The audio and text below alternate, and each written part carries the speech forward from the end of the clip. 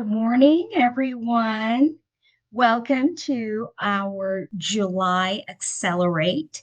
My name is Maria Belias. I am the Director of Programs for GWBC. Recording in progress. We are recording the show today. I want to welcome you. I hope everyone is enjoying their summer, and I see several familiar names and faces on the screen today.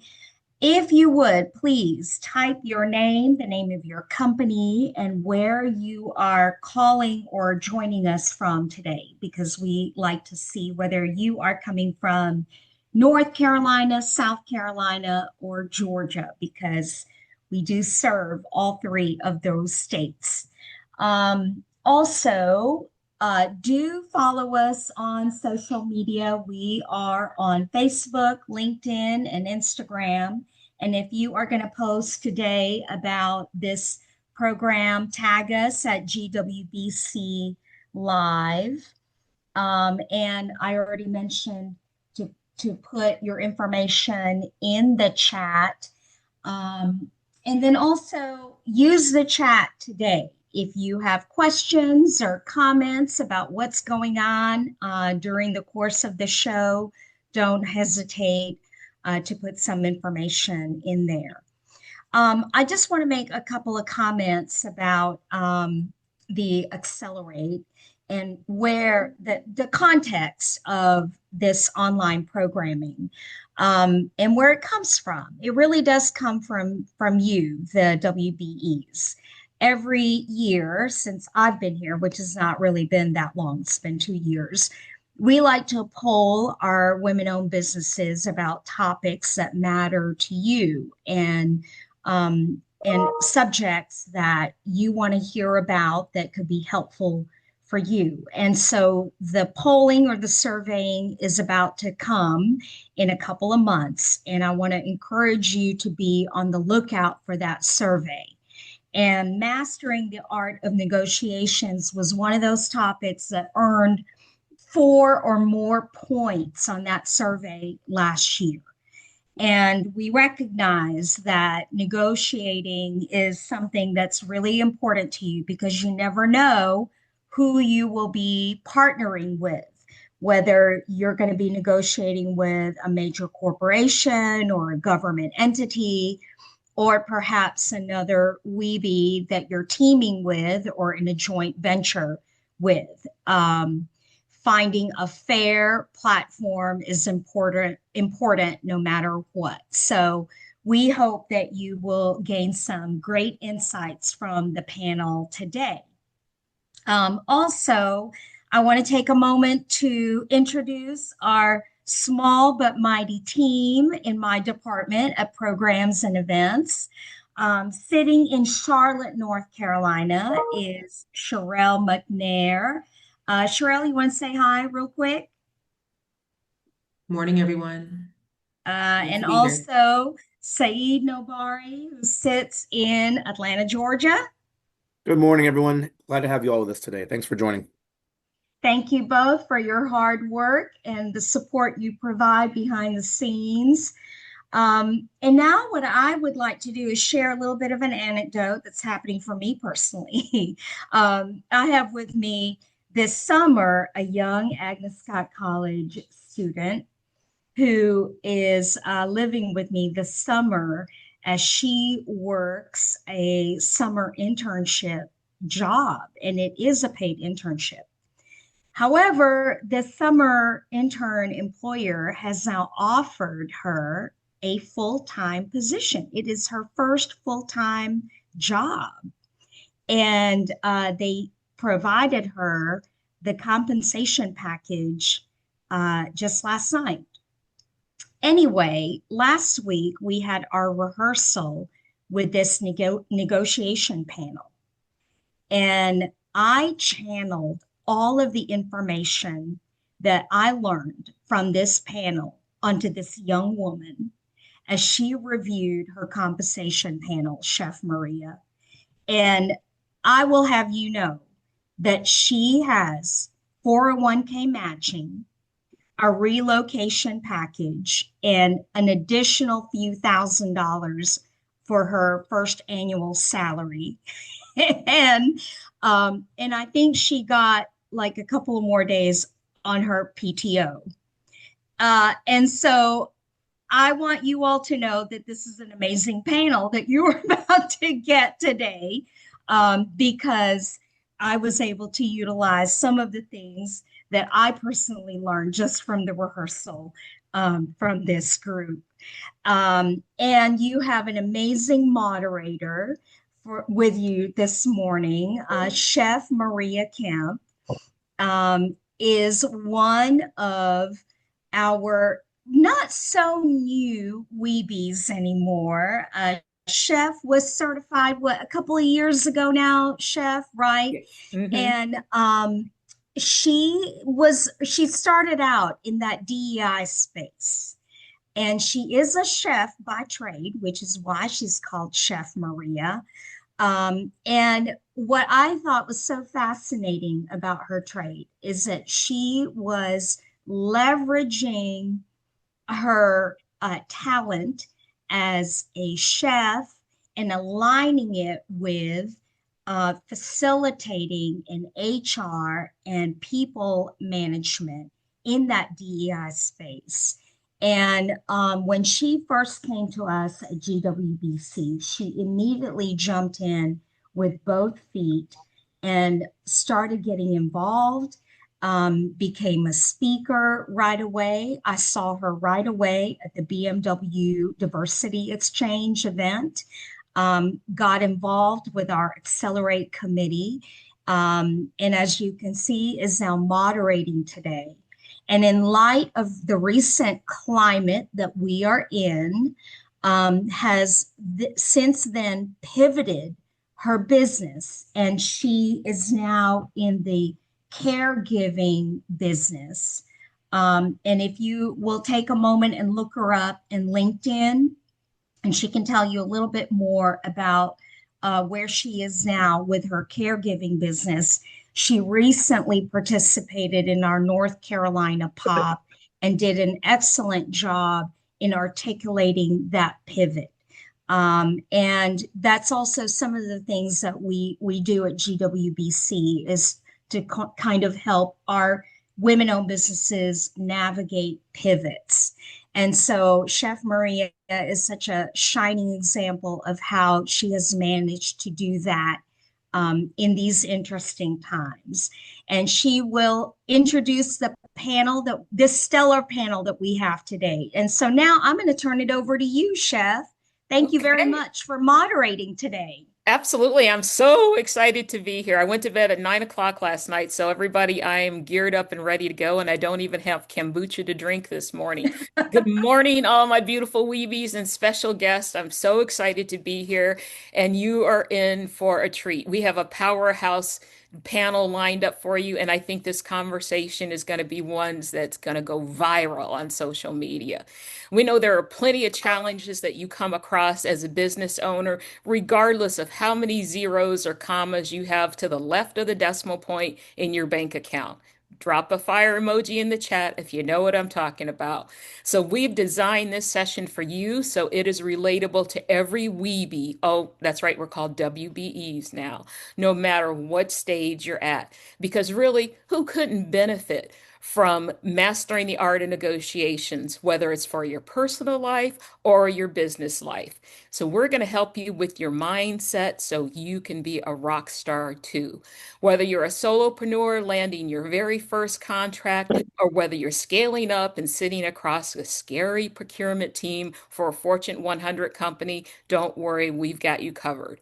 How many times have you walked away from a meeting, from a situation and thought, did I ask enough? Are you wringing your hands? Should I have backed up on that clause? If I say no, will I lose the deal? Well, the reality is all those questions and all those overthinking at the end can cost us real money, time, and peace of mind. So that's why I'm so excited about the extraordinary panel of three, the power of three that we have here today to bring a unique lens, but all with the same mission. They're going to help you negotiate more confidently and protect what you build and communicate what you really need. My all-star lineup consists of, I feel like I need a musical insert there, is Zain Kapadia. And he is with Kapadia and Naik Law. He is a trusted legal advisor who runs a boutique firm in Atlanta focused on small businesses. Somebody needs to mute. He helps owners think ahead about everything from complex contracts to commercial real estate so they avoid costly mistakes and grow wisely and not have to put out fires later. I think we need that. And then second in the lineup is Marcella Oakley. Okay, Marcella, your bio is just really cool. You all are very cool, but who can say you know a former FBI hostage negotiator? She's now with the Black Swan Group under Chris Voss, and she draws on her experience in high stakes tactical empathy to help people clarify what they want, listen deeply, and truly be heard, even when the stakes feel high. And then known as our closer, so she's going to be bringing up the end of our conversation today, is none other than Lisa Zahiya. Lisa is trained with thought leaders like Brene Brown and Tony Robbins. Okay, I think we've heard of them before. And she helps you build the confidence to communicate your value upfront, practice inclusive sales, and actually close a deal without selling yourself short. So, throughout our conversation and our time together today, we're going to talk about how you handle big deals, intimidating contracts, protect your mindset and your energy when you feel outmatched, and how to develop daily habits that make you braver every time you sit at the table, whether it's in the boardroom, in the conference room, or at home across the table in front of your kids. So, my ask of you today is very simple. I'd really suggest you put your phone on D&D. Do not disturb. Get ready to take notes. And then at the end, and then ask questions. And then I'm going to challenge you to listen for that one thing that you can try tomorrow. Because the next time you negotiate, I want you to hear their three voices in your head reminding you that you have more leverage than you think and to help you walk away with fewer of those shoulda, coulda, woulda, oh, I wish I would have done that moments as well. So, who's ready to be a little braver? If you're feeling ready to be a little braver, show us some love in the chat. And we're going to kick the conversation off with an analogy because I like analogies. I think it helps you remember things. Let's think of this as building a house. And Zane is going to give us the blueprint and the foundation for our house. Now, we're not going to say what size house. And then Marcella is going to help us understand the people inside. And then Lisa is going to show us how to live in that house confidently, pull the dog and the cat in, and lock the door behind you. Then closing the deal. And this is going to allow us to close the deal without second guessing yourself. So let's start talking about negotiations. Now, not the kind that feels like a battle, we've all had those before, but the kind that protects your value and builds real partnerships. That shift in mindset is where Zane comes in. He's here to help us rethink how to show up in negotiations, especially when the stakes are high and the pressure is on. Now, if you have questions, go ahead and drop them in the chat. And we're going to have Q&A about 20 minutes at the end. So if you leave early, you're going to miss out. So if you have an adjacent meeting, go ahead and cancel that now so you can stick around for Q&A. So Zane, as our attorney in the group, what do we need to know about negotiations from a legal standpoint? And what mindset do we need to start working on shifting? There's definitely a lot of considerations when entering into any kind of negotiations. And I don't think people realize how often they are negotiating, whether it's with your business partner, whether it's with your spouse, whether it's with your kids, whether it's with another vendor, whoever it may be. All of these can be considered some kind of negotiation. And before you start to go down that path of talking about what you want when it comes to a negotiation, there are some certain things that I think you should consider. The first one being know your value. What makes you unique? What makes you special? What sets you apart from the rest of the market? For example, when it comes for me, I've ran businesses. My family invests in hospitality. We've done fast food businesses. So me being a small business attorney, I can understand the nuances of actually running a small business more so than a lot of other attorneys can. So that gives me a little bit of a unique experience and something that I can lean on when I'm trying to sell myself to a potential client. Secondly, Do we need your slides? I don't see them. yeah, should I share my screen? Sherelle, you can share it, or Sherelle, can you bring him up? Okay, thank you. Sorry about that, Zane. No, you're fine. Secondly is confidence. If you don't believe you can do something, why should anyone else? Make sure you're prepared, make sure you're knowledgeable about the work you're offering, the products you're offering. Be very well versed in if it's a food product, what are the ingredients? What are the allergens? Things like that. You don't want to say, hey, I'm going to go back to my team and ask them. It shows a disconnect. So make sure you're knowledgeable and confident about how you're delivering it. And don't undervalue your product or yourself. When I first started my law firm, I know I was undervaluing myself. I would agree to do something for a massive discount, well below market, just to get the business in. And that was in the beginning, but kind of a decade down the line, I see how much money I really left on the table then. Would you classify our, I have to select one of these for your products or services. Would you go? Can we mute everyone but Zane? Thank you. So make sure you're properly valuing yourself. Check the market, make phone calls, have a friend call around and see what something comparable is going for a market rate wise. The next slide is preparation. I'm sure you guys have all heard if you're not prepared, you're preparing to fail. So research. What are the other parties' goals? What are they here for? What are their limitations? Know your numbers. What are your costs? Kind of going back to that allergens thing. What is intrinsic about your product?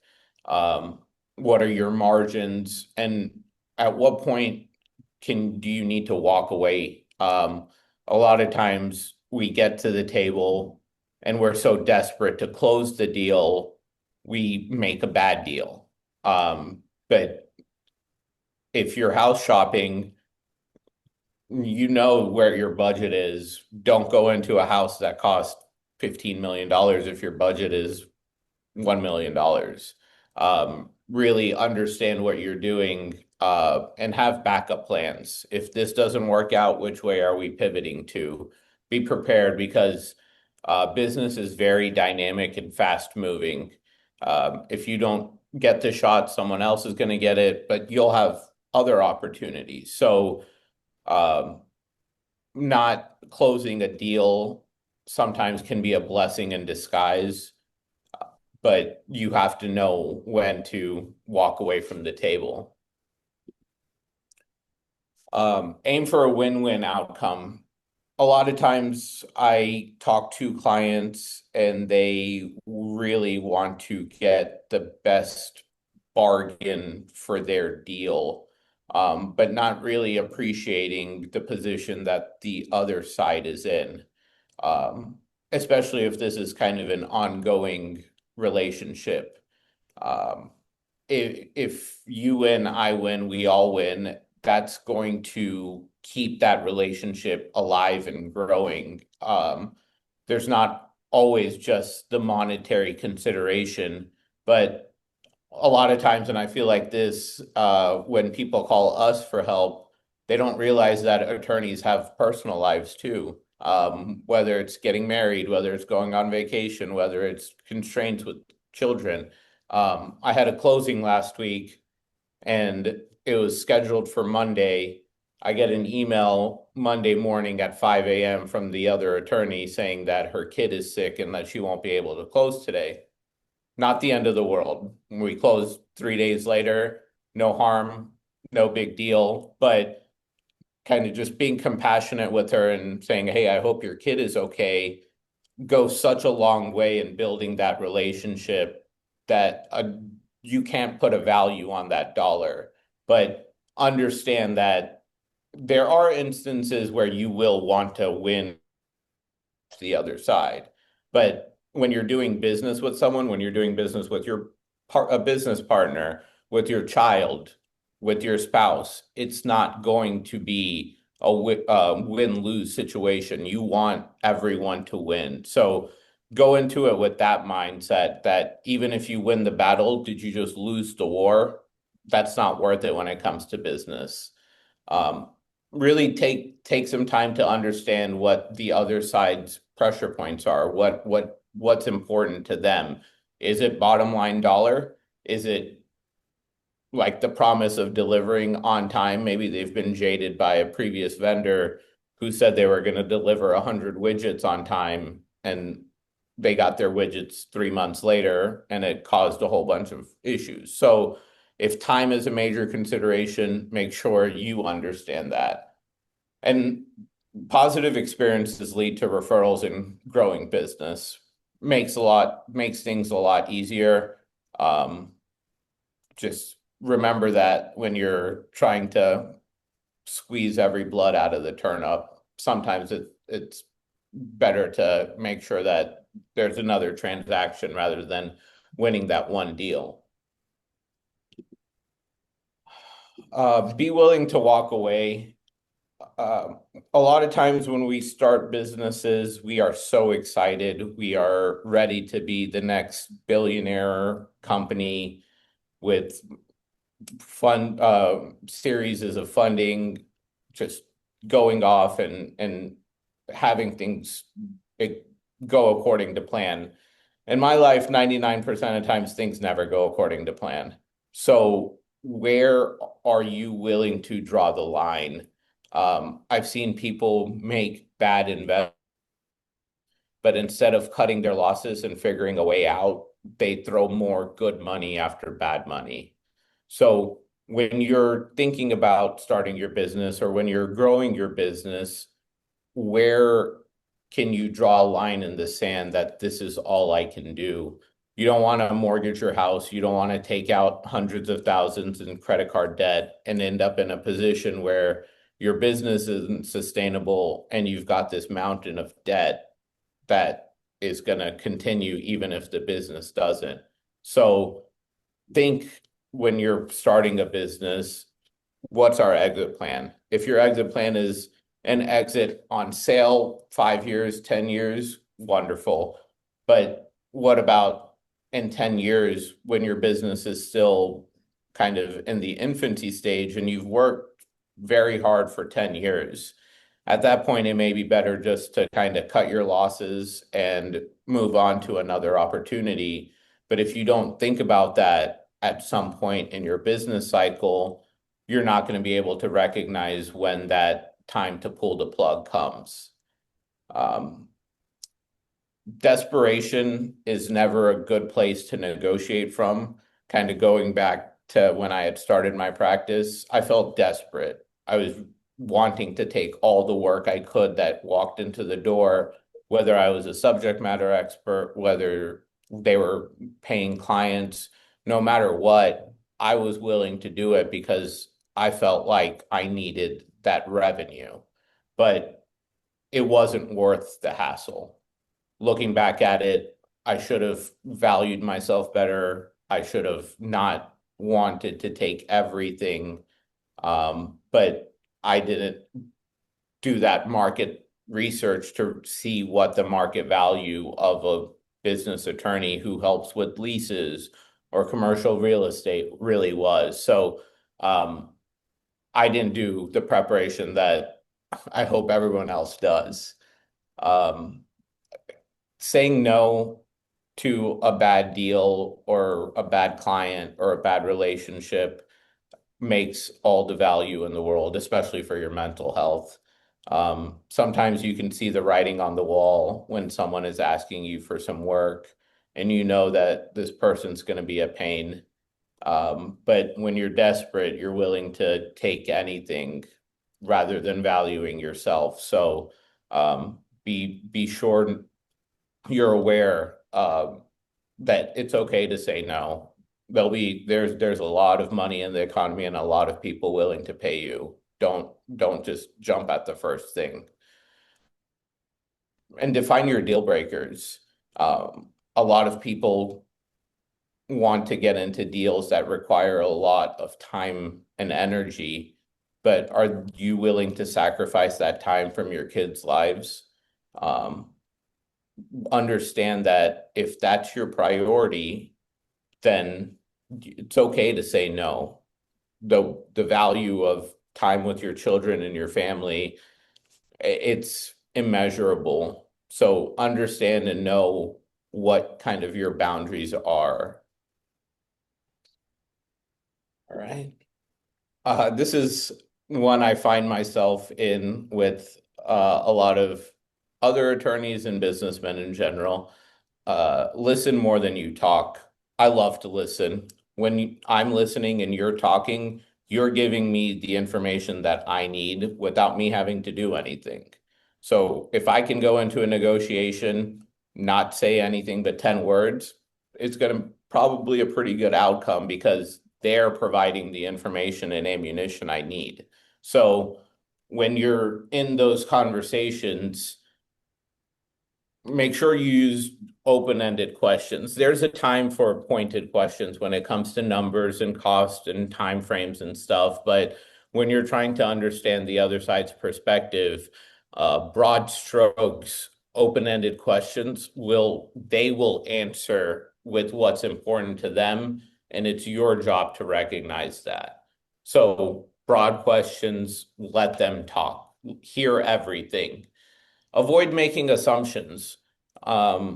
We go into a lot of situations thinking that, hey, Susie wants this out of this deal, but who am I to say what Susie really wants? I'm making an assumption that that's her motivation, where that really may not be the case. So when you're going into things, go with a clean slate. You have done your research, you've done your preparation, but from there, let the other people guide you in terms of figuring out what they want. Don't try to push the conversation in one direction. Let them kind of guide the conversation and see where things end up. A lot of times you're in a situation and you're expecting X, but when you're having that conversation, you realize, hey, this situation's way better suited for Y. And you can pivot and sell Y to them and have a better outcome potentially for you. But you've got to be able to recognize what the other side is posturing for and really what their needs are. Zain, I know you have so much to share with us, and I know there's a lot more that we could ask you, and I'm sure the chat is going to be on fire in the Q&A. Um, but I'm going to wrap up your session, and Sure. thank you so much for all that information. You've given us a lot to think about, and you've laid the blueprint and the foundation for this house that we're building. So now it's time for us to understand the people inside. Because what good is a strong contract if you can't read the room or listen to what's really needed? And that's what Marcella is going to help us do. So, Marcella, jump on up to the hot seat. You are next. Hello, hello. Hello, so excited for you to be here today. Well, Marcella, you know what it's like to negotiate when everything is on the line. Let's have a chat. And what I've done is I have nine, I can't see you on my screen, so I'm going to reorganize that while we get going. Or do we need to highlight Marcella? There we go. So I have nine different areas that I think our Weebies are really going to benefit from your expertise. So the first area is tactical lessons. What is one tactic from hostage negotiations that translates well into both business and tough personal conversations, especially when you're at a disadvantage? So I would say any negotiation, and we forget that whenever we want or need something, we're in a negotiation. Often people get sideswiped because they don't expect a difficult conversation because they're going into the conversation not being aware of the fact that they're in one. And then they get shocked and they react instead of responding. So mindset is key with any negotiation that you go to. Zain touched on this.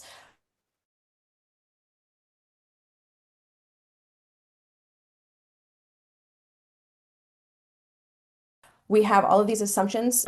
So tactical empathy, which is something that the Black Swan teaches, is slowing down and trusting your gut, your intuition and your intuitive side, and verbalizing what you're seeing, what you're hearing, figuring out what the picture is from the other side first before we go in with our ask. Often we get into a bargaining situation without needing to be there. We need to figure out what the other side is, what the world looks like to the other side first. What kind of personality type do they have? What type of negotiator personality type do they have? What type of negotiator personality type do you have? We're all different and we see the world differently. Okay, thank you. And also, just to clarify, I'm looking at this right now. I was actually with the Alexandria Police Department for 14 years. I was a hostage negotiator. I then joined the Black Swan Group in 2020. So just clarification. Okay, great. Wonderful. Thank you. And don't forget our fellow Weebies and guests, drop your questions in the chat. We'll have a fiery Q&A at the end for all three of our presenters. So don't forget to do that if something comes up that you want to know more about. Okay, the next category is holding firm versus compromise. How do you decide when to stand your ground versus when to compromise? And what are the signals that it's time to walk away? So that's a great question. Uh, and Zain again touched on this. We often go in with our mindset on the goal, and that can sometimes blind us. We have to ask ourselves, is it whether it's a job, a new position that you're taking, or a contract that you're negotiating, is this a deal? So is there a deal there at all? Is it viable? And is the deal for me? Is this a client that works with me? Um, and the reason I say that is because we are under pressure when particularly the bigger the deal is, we're under pressure. We want something so bad that we find ourselves running to the deal and we miss all of the red flags that we look back on thinking, and we've all been there where we've walked out of a negotiation or a deal or we've done something with a particular person going, the signs were there. They were showing me that this is who they were, this is how they treat people, or this is what what the particulars of the deal was going to be like, and I didn't hear it, or I didn't listen, or I didn't slow myself down enough to say no. So rely on your team, whether it be a formal team or a good friend, to work on your mindset and slow you down so that you can pick up on those red flags. And you can also pick up on what the other person's saying that you're not hearing. Often people tell us things without verbalizing, and we overlook picking that up. And there are ways to do that. We have something called labels here at the Black Swan Group, which is just a way of articulating what the other person is saying or feeling, or some of the dynamics. If it's making you feel uncomfortable and you're overlooking it, slow yourself down and label that. And the way that we label is we use it seems like, it sounds like, it looks like, instead of a direct question, because direct questions can often be off-putting. It puts the other side in a defensive posture, or you may get a response quickly that's not necessarily a thought through response. They're not really bought into that response. So slow them down with a label. It seems like X, Y, or Z is really important to you. It sounds like you've really thought about that. Sounds like, whatever it might be. And we can come up with labels preemptively before the conversation by just getting into the mindset of what the other side might be thinking, especially if it's a charged conversation. If you are emotionally charged going into this conversation, you really need to slow it down before getting into the conversation, if you can, and think about, what's driving them. Usually always fear is the number one driver of human decision making. What are they afraid of losing? Sometimes it's just face. Sometimes it's control. Okay, thank you. Okay, that was awesome. Don't forget, put those questions in the chat. I see Monique is on fire. I can see she's lining them up. Okay, the next one. She's going to make sure she gets her questions answered. I love it. You guys got to give her some competition. Okay, the next one gets into handling power imbalance and aggression. Ooh, what mental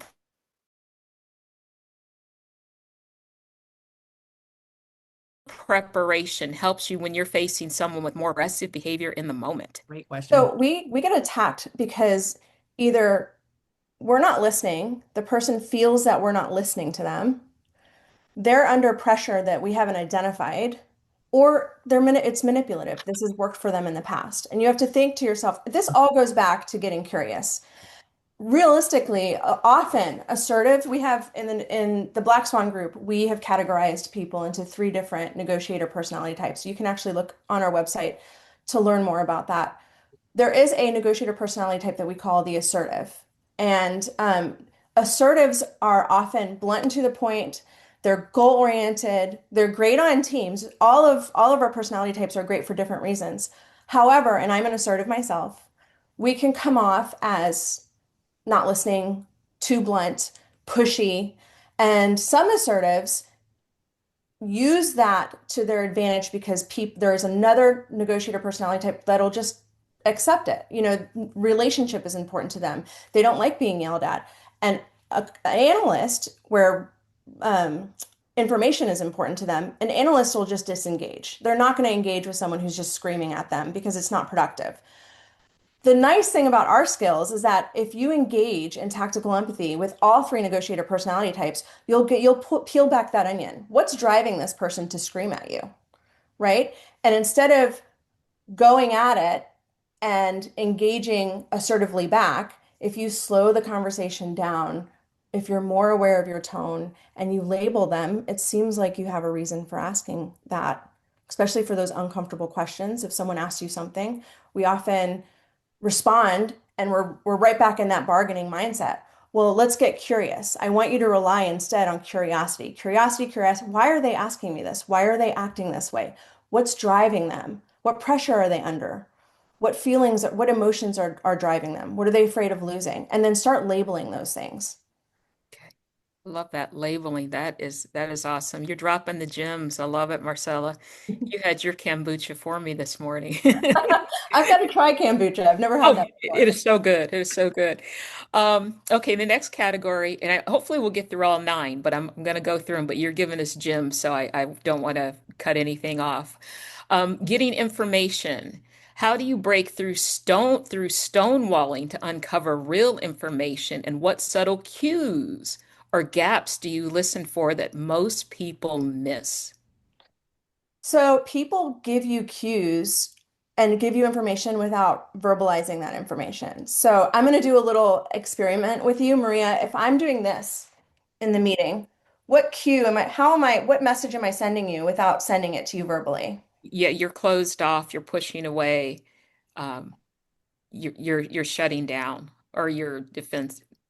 Am I getting them right? Yeah, yeah. So it seems like what I'm saying is making you really uncomfortable. It sounds like you're not okay with the plan as it is, right? Slowing down and not overlooking the body language or the verbalization of whatever negative is in the room is really, really important. And often, because you're not directly asking them questions, why are you not okay with this? Whatever the direct question might be, often people will word vomit essentially and tell you why they're uncomfortable. Yeah, I'm not uncomfortable. It might not look pretty. It might not look pretty at first, but guess what you're getting? To Zane's point, you're getting more information. You're getting them to open up. And these skills are people want to respond in like, right? We're not building the deal first. We're building trust first. And that's the way you need to think. We're building a relationship and we're seeing if this works first. And that's really how great deals are made through trust-based influence. And not only does that make the deal, but it makes the deal so much easier because people want to work with people they like and Right. will work through difficult encounters and situations. Yeah, people they know, like, and trust. Okay, we've got about 4 minutes left, so I'm gonna have to like pick from my list because I was just stocked with plenty of questions for you. I was ready. I was over prepared. I'm gonna go with bias and boundaries for 500. How do you navigate negotiations where bias is present, and what strategies help hold boundaries when dealing with pushy clients or even family?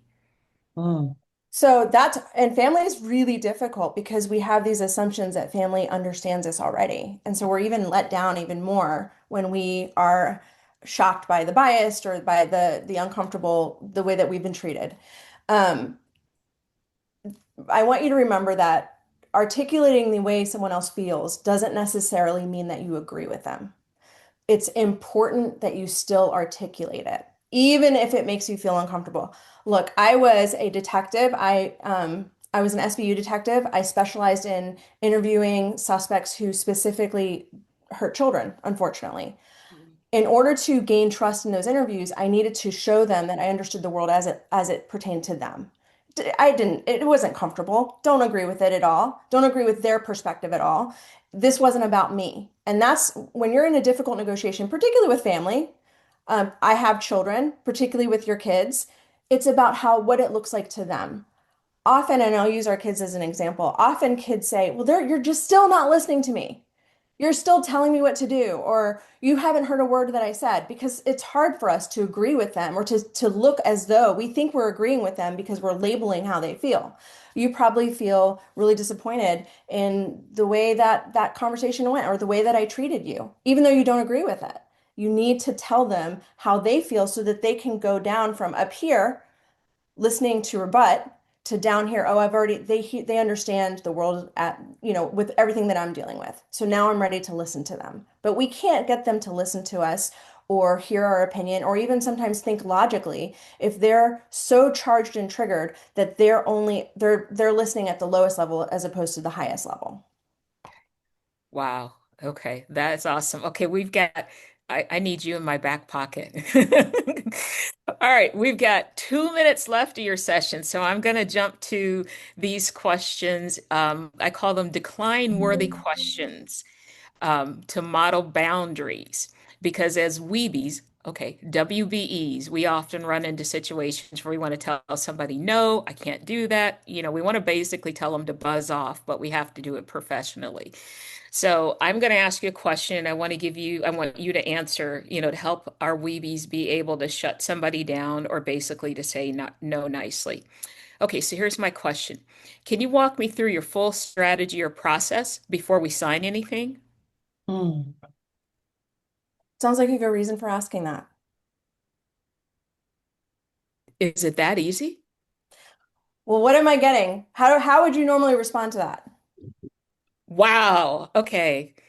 You just I took the will air I out of will the add room. You that you took the air can. out of the room. I've got I'm nothing. sorry. Can you repeat what you just said, Marcella? What did you say? So we have go-to labels at the Black Swan Group. And you can build your own go-to labels depending upon your industry and what works in your industry. Sounds like you have a reason for asking that. That's my go-to label. I'm an assertive. And so instead of responding like, why are you asking me this question? Or whatever it is, sounds like you have a reason for asking that is a question designed specifically to engage the other side to explain their position so that I understand where they're coming from. And then I might label what they're going to give me information, right? What she says is she's giving me the way her mind thinks. And there are things that I could label from what she says. And I can get into a conversation based on me just listening to her, not having this pre-planned thought of, well, if she says this, then I say that. We're not really listening if we're doing that. And we're missing these black swans, which are the unknown unknowns that if I had known about it, I would change my strategy entirely. Slow down and get to know the other side first. And don't assume things. We assume so many things.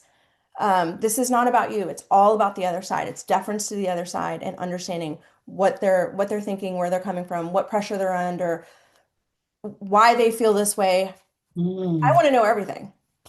Marcella, that just took the air right out of the room for me because I can use that in so many situations. If you guys, ladies, if you weebies heard that, drop that in the chat.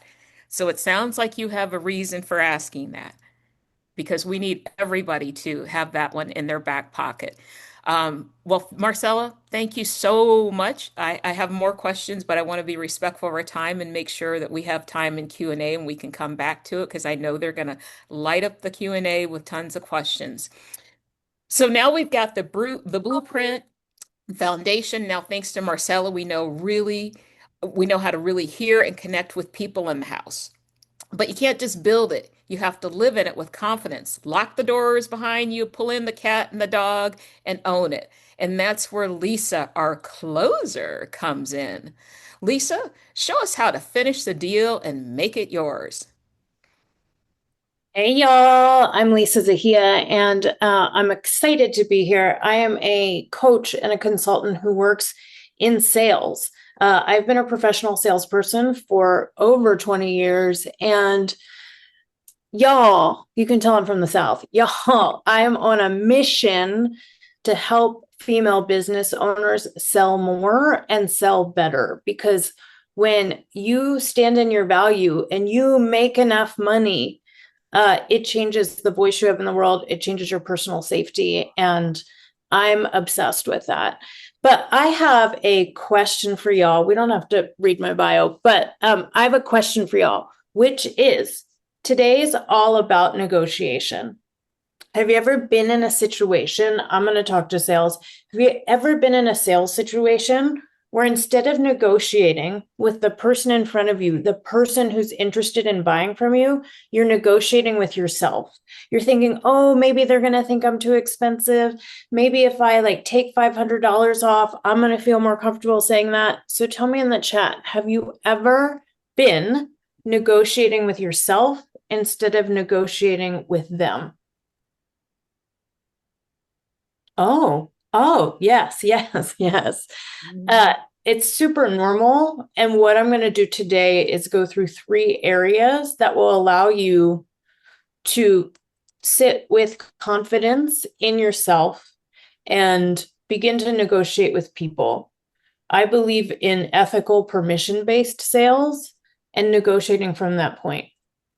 So the first thing I want to say is just encouraging you, anytime you have a negotiation, anytime you have a sales conversation, is to ground yourself. My background is in sales, but it's also in dance. And I had a dance teacher who always used to say, have your feet on the ground and your heart in the sky. So as we aim for what we need, we think about that posture of standing upright, but staying grounded with your feet on the ground.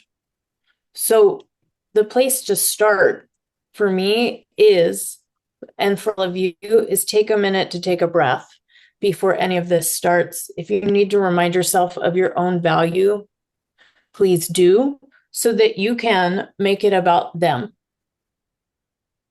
Sales is not something you want to do when you need money. Sales is something you need to do as a regular part of your business. And in that is understanding negotiation and how to ask for money. So I'm going to go through 3 different parts of sales: relationship, boundaries, and ethics. And all 3 of these can be anchors when you feel yourself start to talk to yourself instead of talking to them. Because as the other presenters have talked about, if I'm not listening to the other people, I'm in my own ego and I'm not going to be able to do the best thing for both of us. So I'm going to start here with this slide, which is relationship-based offers. So whenever I'm in a negotiation, I'm starting to ask for money. I start with a shared goal. What do we both want from this deal? I always ask people, we've talked about this with the other presenters, a question. Tell me what you need today. How do you think I could help you? And then I share my impact. Here's what I want to deliver and why it matters. So oftentimes in a sales conversation, I'll say, 1, I clarify if I'm the right person for someone. Yes, I think I can help you, and here's what my goal would be.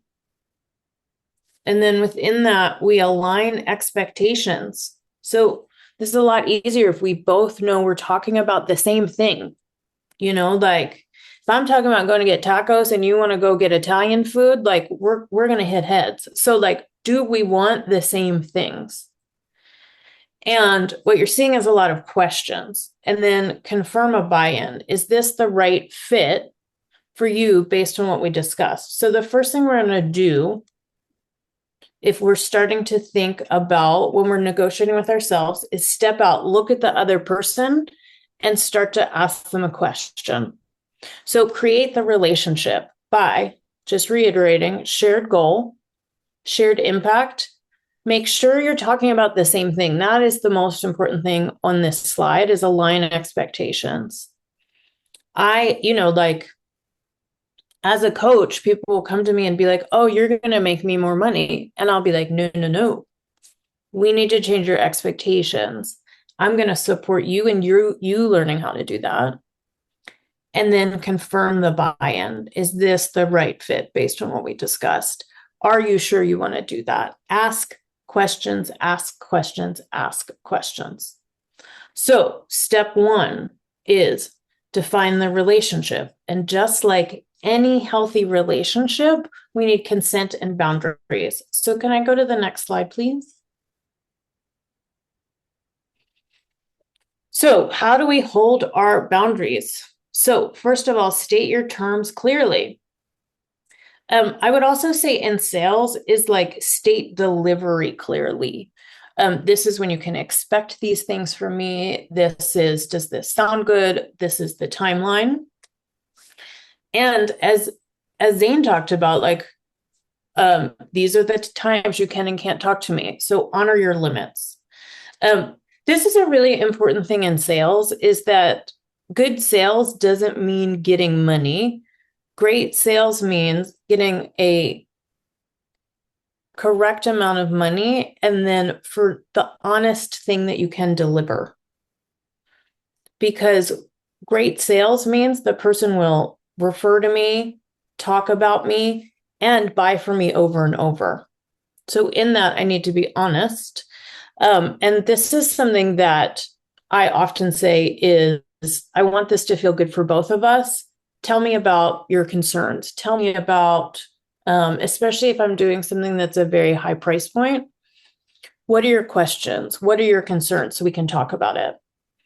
And finally, making sure you have boundaries around what I would call trade-offs. If you need X, if you need the designs delivered the next day, then the retainer changes, it's $1,000 more a month. And I would like all of us, when we are negotiating about prices, to speak clearly and then take a pause. One of the key things in sales is after you say the price, count to 8. This is what I see people do all the time. So the price for that is $1,000. And, that might seem expensive, but, we could also do a discount and blah, blah, blah, blah, blah, blah. It all comes out. But instead, I like to use the word investment instead of price. The investment is $1,000. And then in my head, I go 1, 2, all the way to 8. It's actually proven to up the yes is the pause. So stop talking, allow people to process, and then allow them to answer and don't answer for them. And that's a great rule in negotiating in general. Allow people to answer for themselves. When I'm negotiating in my head, I am creating an answer for you. Okay, finally, next slide, please.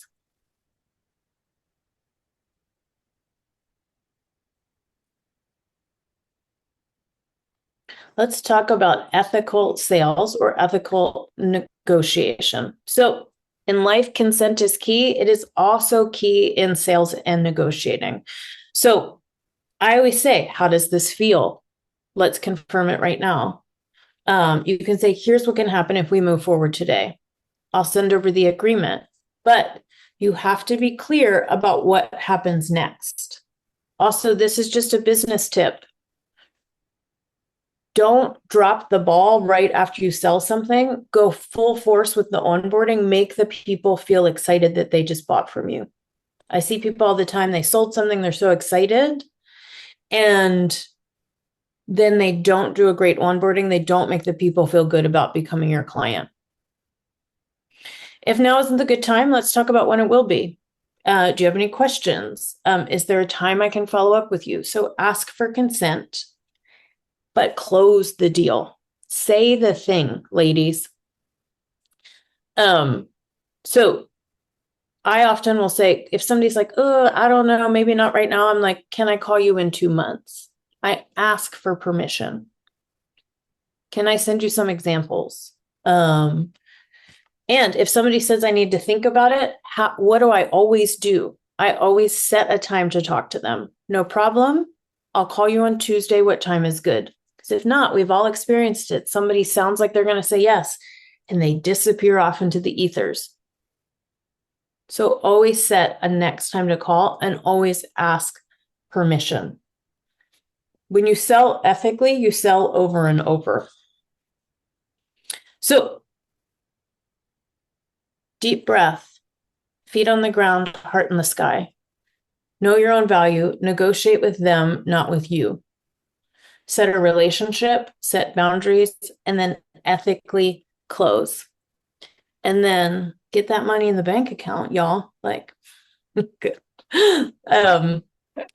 Maria, I'm watching my time. I tried to get it right into that 15 You minutes. did good. You gave us 3 minutes to spare because you know what happens when you give us 3 minutes to spare? You get to play 30 to 60 seconds of genius. I'm ready. Lisa, what is the one mindset shift or planning habit that helps your clients avoid leaving money or power on the table?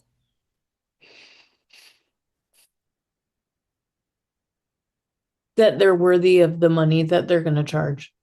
The mindset shift. Oftentimes, when I see people backing off a price, it's a question of self-worth. People are allowed to say no to you. People are allowed to ask questions. But if I feel like I'm questioning my worth instead of thinking about how I can help someone, I'm shooting myself in the foot. Okay. Oh, look, we have 2 more minutes to spare, so you get another round. How's that? I have a great one for you. How do you adjust your language when you sense bias, whether it's either age, race, or gender? How do you adjust your language? I mean, honestly, as what I would call an ethical salesperson, I would say two things. I don't want to take everybody's money is my first one. So oftentimes I'll be like, I might not be the best person for you because I don't have the time for that these days. The second thing is I'll call it out personally, especially like I'm going to speak very specifically to my own situation. I'm half Egyptian and half white. And as somebody who's white passing, I feel like it's my responsibility to say it. So I'll say it. I'll be like, I'm noticing you're saying this. Hmm. Let's talk about it. And oftentimes I'll be like, I'm probably not the person for you. Okay. Yeah. Awesome. Well, according to my clock, I think we're good. We probably have like 30 seconds left, but I'm gonna let you off the hook because you dropped some gems and that will just give us more time for Q&A. Oh my goodness, you guys were amazing. I knew this was going to be an amazing panel. That's why I knew I needed a lot of sleep last night to be ready to step up for this challenge and to do you all justice and for our weebies as well. So there you have it. We built our little house. So y'all, I'm going to say y'all just for Lisa. We built our little house, y'all. I'm from North Carolina. I'm in the South, but I'm not from the South. But I'm going to adapt and go say y'all with her. So we have the blueprint, the foundation, the people inside, the keys to lock the door behind you, bring in the cat, the dog, the garbage can, all the things. So I hope you're ready to start thinking about how you use these insights to build and protect your own little houses or businesses.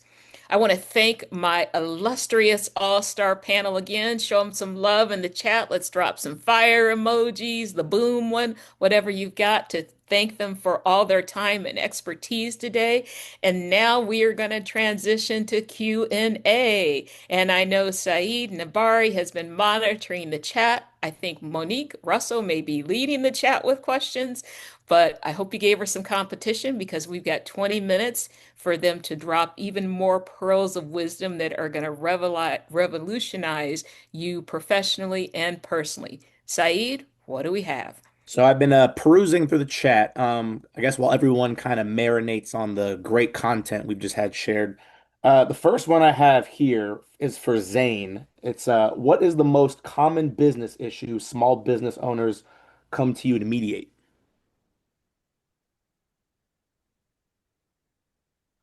All right, unmuted myself. Partnership disputes. I can't tell you how many times people come to me and they're like, "Oh yeah, I started a business with my best friend, and now they're taking money out of the bank account to buy their wife a purse or go on vacation." or just don't have properly defined roles and expectations or compensation. So I would say the number one dispute that we've been dealing with, especially in this time, is partnership disputes. Secondly, general contractor disputes. Um, we get one of these calls every other week of a general contractor or subcontractor, someone taking money, not doing their work. 90% of the time, there's no written agreement, no insurance, no kind of communication as that. Maybe they were paid in cash, not even a check. So both of those stem from one common issue, and I would say lack of paperwork. When you go into this, whether it's a contracting job at your house, whether it's a partnership with your best friend or a random person, get it papered, have things on paper, spend the money and the time to have those conversations on the forefront. So those would be the most common disputes that we're seeing lately. Thank you, Zane. And this one is for Marcella. It's how does negotiating strategies differ among cultures? We found at the Black Swan Group that this actually this goes across cultures because it speaks to the human side. And so although there might be some differences in how to say a label in a different culture, you're understanding the human, right? And so that's the wonderful thing about being human is when it comes right down to it, we're very much the same in having emotions or driving factors or dynamics or pressures. And so if you can speak to that and understand that, then you're on the right track. And if you're listening at that higher level, you're on the right track. Listening is such a skill that's lost, that when people are listened to, they really are drawn to the person who's listening to them. It doesn't matter which culture you're in. Thank you. Marie, does that answer your question as well? Yeah, it actually does. Okay. Thank you. You're welcome.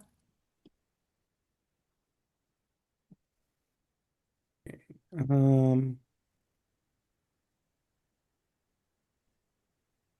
not seeing anything else. I have a few more if we don't have any in the chat, but I want to give all our weebies a chance to ask their questions first. There's, I think, is this the one that you just asked to Marcella from Monique? How does negotiating strategies differ among cultures? Yeah, we did that one already. I think We that already one, got that. yeah, that one Okay. coincided with Maria's. Okay, I just wanted to double check. And Paula has one about corporate America. Do you want to ask that, Paula? Yeah. So I target larger companies, large companies. And I've had good success, and at times we all have challenges. One of it is communicating, and the fact that their phone numbers aren't something that you generally have access to. They may have an admin that you have access to, or they may have like a right-hand person you have access to. But what I'm finding is access is one of the issues.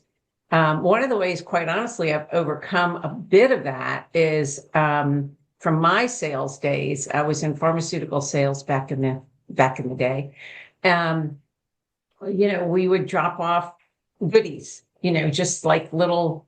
In my case, I drop off things like power bars and healthy things, and that tends to get some feedback. But it's really, for me, it's a question of if you have any ideas about getting more access so that I can build relationship, and also understanding, like there are some people I know there, so I could possibly have 15-minute Zoom to understand what's going on in the climate before you get to the big negotiation. Well, I can answer a part of this. Did you attend our How Civic Engagement Leads to Business last month? No, I was not available for that. Yeah. Okay. Well, we actually covered how civic engagement gives you access to building relationships. Mhm. And I was actually sick during that day, but there was some conversation with that panel and with that group where a lot of high level relationships and people in high level organizations end up in civic engagement boards. Yes. And that's where you will find access to people that are often behind the wall and on the other side of those executive assistants, right? And the gatekeepers. And that's where you can build those relationships. And Sharon Goldmacher, are you on the call? I thought I saw you on there. Are you still there? Or did you log off? She may have already logged off. But Monique, are you still on here? Yes, I'm here. Okay. You want to chime in? Because you moderated that one. Yeah. Hi. No, I will just say because it was recorded. So Paula, you might want to just watch the recording, and then that way we can just, let the remaining time here stick on topic. Okay. And where is the Yeah. recording? Where can I find it? We can send it to you, Paula. Great. We'd That'd be be happy to awesome. send Thank it you. to you. Yeah, Yes. if you could drop your email in the chat, we can share Sure. that with you. But that would be my best advice, is to see that module. But in terms of gaining access, that would be one way to develop those relationships. So I don't know how else to say that. Yeah. Lisa Yeah. said she That's can great. speak to it. Lisa said she can speak to that. Yeah, I've got a few more questions I'd like to ask our panel if we don't have any more in the chat. And these are for Marcella. I had some that I thought would really be valuable to. Yeah, Can I Lisa, just- did you can I want just to ask- Chef, Lisa, Lisa did wants you to want to answer did you want to that. speak Yeah. to Paula's question first? Oh, I'm so sorry. That's okay. Sure. I'll just say it quickly. Paula, I was just going to say a very similar thing to what was being brought up, is that I've found I work with a lot of large corporations that it's your relationship. So it's very much who you know. It's a lot faster than trying to go through the traditional purchasing Right. ways. Like right now I'm in New York. I'm doing a contract with Google. I did it through a relationship. And then that's blossomed. So use relationships. And then like if you've been in pharmaceutical sales, I always say up, over, around the mountain, try every door, so reach out to the assistants. They have all the power and know who it is to get the right conversations, go through who you know, send something, use the mail. But I think that corporate, I would not try to go like through a traditional sales because it's going to take years to get contracts. Yeah. Yeah. Agreed. Thank you. Appreciate that a lot. Sure.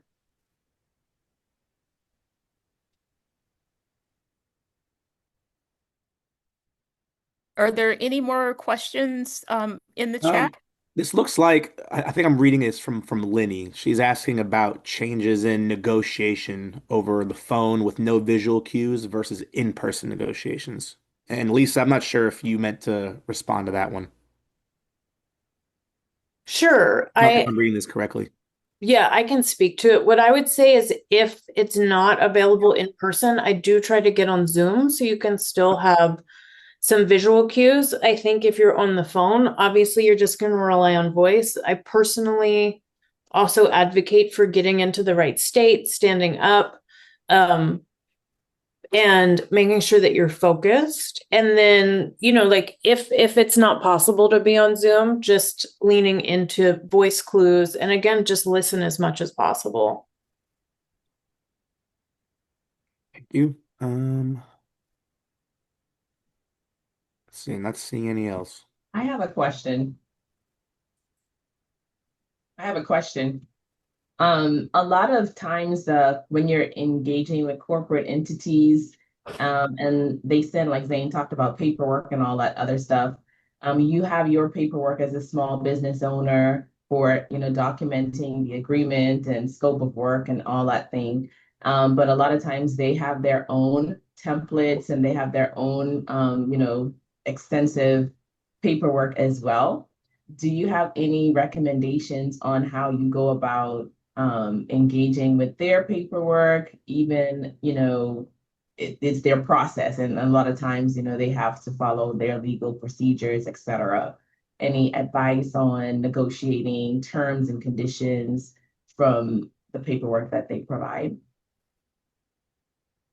I'll jump in here. A lot of times, I was doing a deal with a company that manufactures clothes, and they were doing a deal with the Atlanta United and Falcons.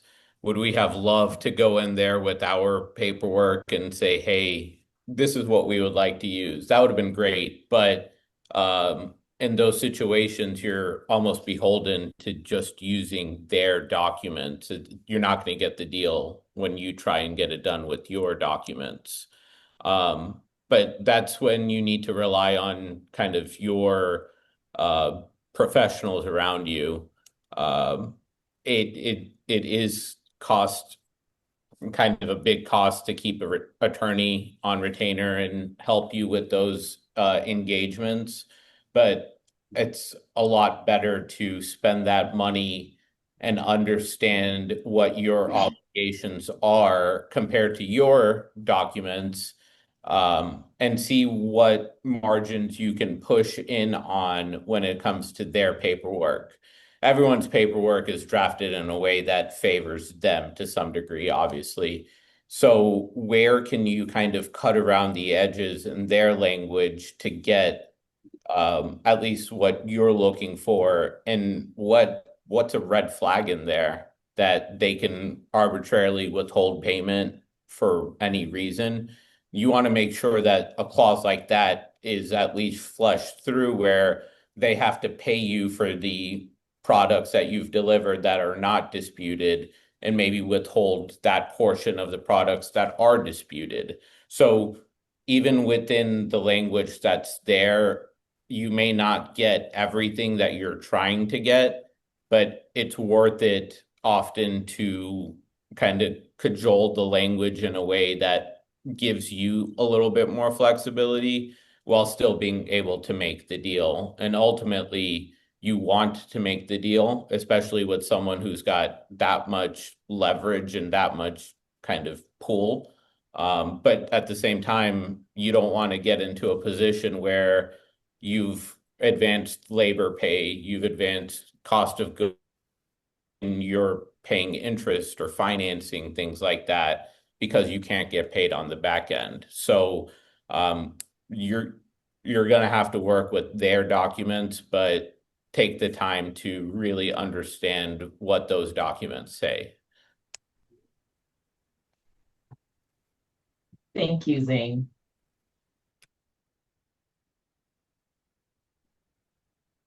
Are there any more questions in the chat?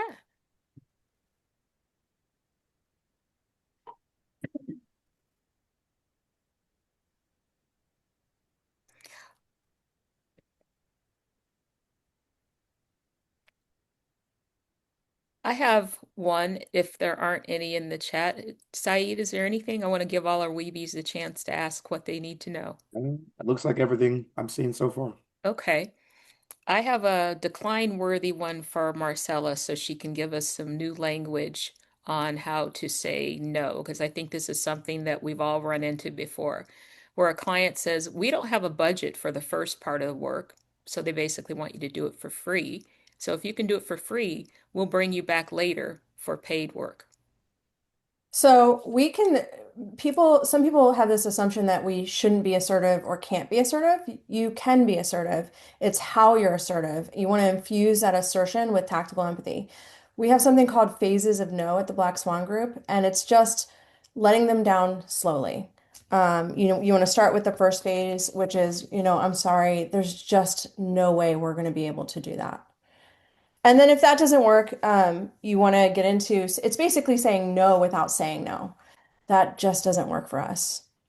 It's that for those of you, I'm not sure, you can put in the chat, whoever's read How to Never Split the Difference by Chris Voss, he kind of gets into this in one of his chapters. Now he goes into straight How am I supposed to do that? I don't always want you to do that. That's kind of overused.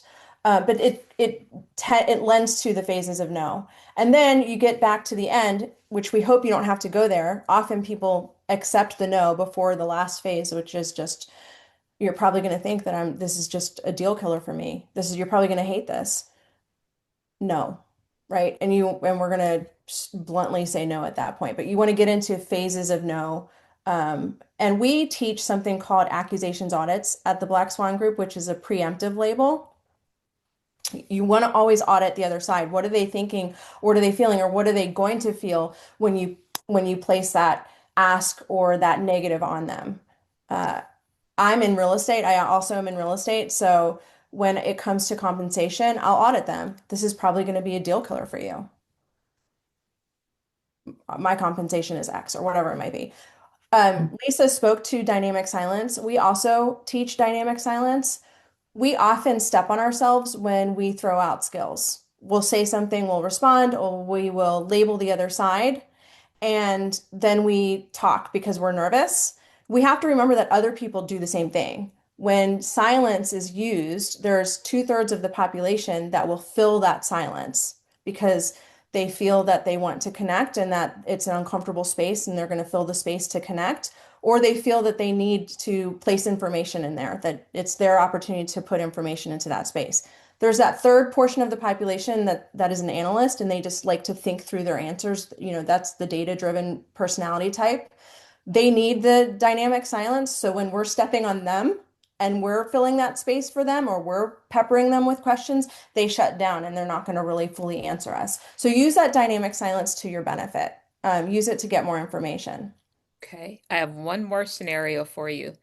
Is if a client, potential, or a prospect asks, can we skip the procurement or fast track just by using our contract or MSA instead of yours? And it kind of gets into what Zain just talked about, but just a way to navigate that conversation delicately. Yeah, so anything that you ask, I want you to ask it in a no-oriented question. We often ask yes-oriented questions. Well, can we go through my team first? Would you mind if I take a look at or I'm sorry, I'm asking that as a no-oriented question just because I'm used to it. I want to look at send your contract over first so that I can take a look at it. Slow it down and ask them in a no-oriented question. Would you be opposed to sending your contract over so we can take a look at it? Would you be against whatever it is that they're asking? And that hits the brain differently. People are peppered with yes-oriented questions all the time throughout the day when we get them on our text messages. So protect their autonomy, give them an out. And again, just get more information. I do agree with Zain. There's a time for attorneys, and that's when you want to, engage your attorney to look over different contracts and see if you're protected, to see if it reflects what you're looking for. But do it with empathy. Slow things down and infuse the empathy. How am I a risk to the other side? What am I doing that makes the other side uncomfortable? You can get a lot more information from people without being defensive. Tons of information. People don't realize that. Okay. A no-oriented question. I love that. Thank you. Mm-hmm. Well, that takes us to our conclusion of our Q&A session. So I will hand the reins back over. Can I ask one other real quick thing? So you had talked, Maria, about they asked you to give something, and then maybe later on that you would get a paid contract. And that actually really happened to me. Mm-hmm. Yeah, but there was nothing there about, okay, in December it would happen. I think, so I've had experience with what I call give to get. And so I have done a no cost speaking engagement for companies to preview what I have. So then I can say to someone else at the company, oh, by the way, when I did this workshop with X, group, the feedback was this, and 86% of people wanted this back. So that's sort of one advantage of doing that. But what I'm hearing from you is that on the other end, there was no agreement as to what that next contract would look like, which, so it just depends. What I'm saying is you sort of have to read that, because I had a situation, large organization, Coca-Cola, where someone had seen me speak and, wanted me in. And I said, hey, if by this date, you agree, and it wasn't a long amount of time, I will come in no cost and speak to your team. And they said, oh, we can't do that because of this. And then they turned around a few months later and said, will you still honor that? And I said, and it killed me. I said, no. And they paid me because they already saw the value. So I'm just trying to, it's a tough one for me because I do it usually with good results, but I think you've got to understand where the need is first, if that's helpful. No, I totally get what you appreciate what you're saying. Yeah, this was a little bit tricky, and yeah, it was one of those special ones that we all. All right. Yeah. We'll talk about it. Yeah. You and I. Not on a recorded session. No. But with that, thank you, Paula. Well, I want to thank Marcella, Zain, and Lisa once again. This was a dynamic, power-packed session, which I knew it would be. So I want to thank you for sharing all your time, talent, expertise. And I will turn it back over to Maria to close us out. Yes, thank you, Chef. You were a terrific moderator. Really appreciate your energy. And of course, the panelists. And I would like to ask the panelists, if you're okay with this, to drop your contact information in the chat, because I'm sure some of our audience members may want to reach out to you if they have questions, or maybe they want to consult with you at another time if they have other questions, or maybe retain your services. You never know. So if you would do that, that would be great. I'm sure they can track you down on LinkedIn as well.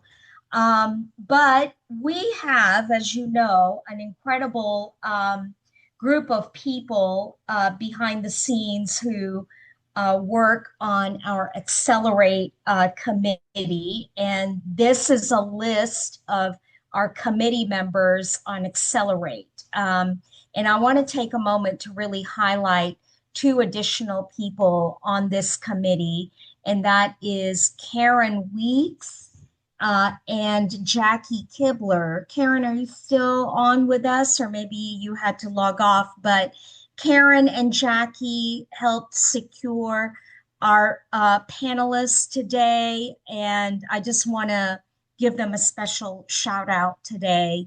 And of course, Chef Maria was part of the subcommittee, and she was the one who moderated today. So thank you to this Accelerate committee overall, but these three in particular for today's module. Also, I want to ask everyone who showed up today to please take a moment and take the survey. You will get the survey in the chat, but also we're going to try to email this to you after today. Your feedback really does matter because it informs us on how to do better. And it also, if you have nice things to say, it makes us feel good about the work we've done. So please take 5 minutes of your time and give us your feedback on the survey. Okay, we've got some great upcoming programming. The next Accelerate series will be Preparing to Do Business with Government, and another stellar panel that's coming up, and that will be on Thursday, August 28th from 9 o'clock to 10:30, always 9 a.m. to 10:30 on a Thursday. So please join us for that. The registration for that is already up, and you can find that on our website. If you are in Atlanta, Georgia, the next Wednesday wind down will be on Wednesday, July 30th. If we could go to the next slide, please, to show that flyer. 4:30 to 6:30 p.m. on Wednesday, July 30th. It will be about wine and chocolate pairings. They're great separate, but imagine the two flavors together. We are also working on figuring out how to get Wednesday wind down events and also morning coffee events called Java Joan events, not only in Georgia, but also in our Carolina communities, because we are hearing from our women-owned businesses that you all want these social networking, get together events in your local communities as well. And I want you to know that we hear you and we are figuring that out. So know that it's coming. We are working on that. And the morning coffee event is for people who are not interested in alcohol. So we're trying to deliver things that, you know, kind of appeal to different kinds of audiences. Okay. Also, our Georgia Pop event is coming up on Tuesday, September 16th, right here in Atlanta, Georgia. And our host is going to be Georgia Power. Same thing. We've got morning breakfast networking, keynote workshop, and then networking lunch, and then by invitation only matchmaking in the afternoon. Same format, just like South Carolina and North Carolina. So those are the exciting things that are coming up. And once again, follow us on Facebook, LinkedIn, and Instagram. Tag us if you are on social media. And thank you for coming today. And I hope you have found today to be very informative and insightful. And we appreciate all of you and your engagement with GWBC. I must say, I think today's Accelerate was really quite exceptional. And I want to thank our panel again, once again, and Chef Maria for moderating, and our team, Sherelle and Saeed, for supporting us. And I want to wish everyone a great rest of the week and a happy weekend. We are ending 2 minutes early. So have a great rest of the Thursday, everybody. Thank you so much. Thank you. Bye, everyone. Bye.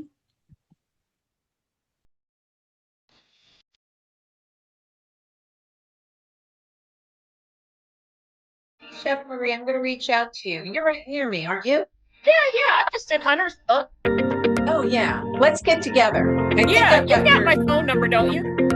All right, let me take it down. 704-777-6946. 6946? Yeah.